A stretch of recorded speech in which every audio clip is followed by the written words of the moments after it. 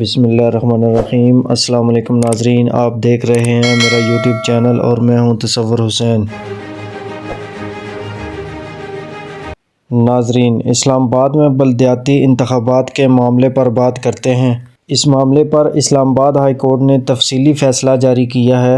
High court کا تفصیلی فیصلہ 11 صفحات پر مشتمل ہے۔ یہ فیصلہ جسٹس ارباب محمد طاہر نے جاری کیا ہے۔ فیصلے میں الیکشن کمیشن کو شیڈول کے مطابق 31 دسمبر کو الیکشن کرانے کا حکم دیا گیا ہے۔ یہ فیصلہ پی ٹی آئی کے علی نواز اعوان اور جماعت اسلامی کے میاں محمد اسلم کی درخواستوں پر کیا گیا۔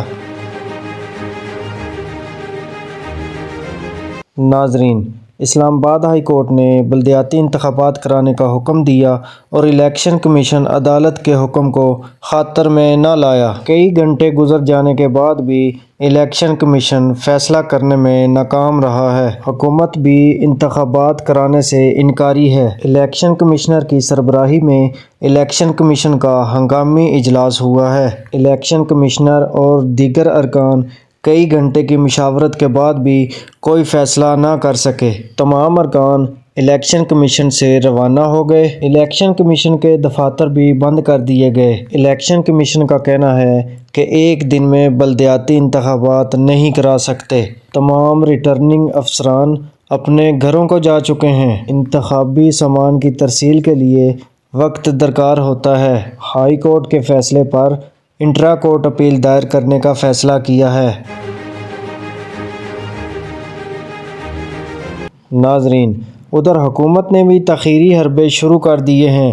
حکومت نے عدالت کے فیصلے کو چیلنج کرنے کا فیصلہ کر لیا ہے۔ حکومت نے سیکیورٹی کی فراہمی سے بھی معذرت کر لی ہے۔ ناظرین، پی ٹی آئی اسلام آباد کے صدر علی نواز اعوان نے کہا ہے کہ الیکشن کمیشن انتخاب کراتا نظر نہیں آ رہا۔ اگر آج انتخابات نہیں ہوئے تو توہین عدالت کی درخواست دائر کریں گے۔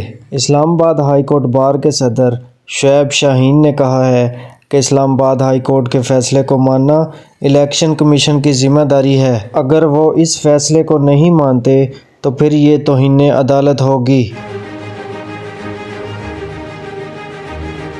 ناظرین، عمران خان نے ویڈیو پیغام میں کہا ہے کہ آج گھروں سے نکلیں اور ووٹ ڈالیں۔ ہماری بدقسمتی ہے کہ ملک پر کرپٹ ٹولہ مسلط ہے۔ الیکشن کمشنر بھی اس سے ملا ہوا ہے۔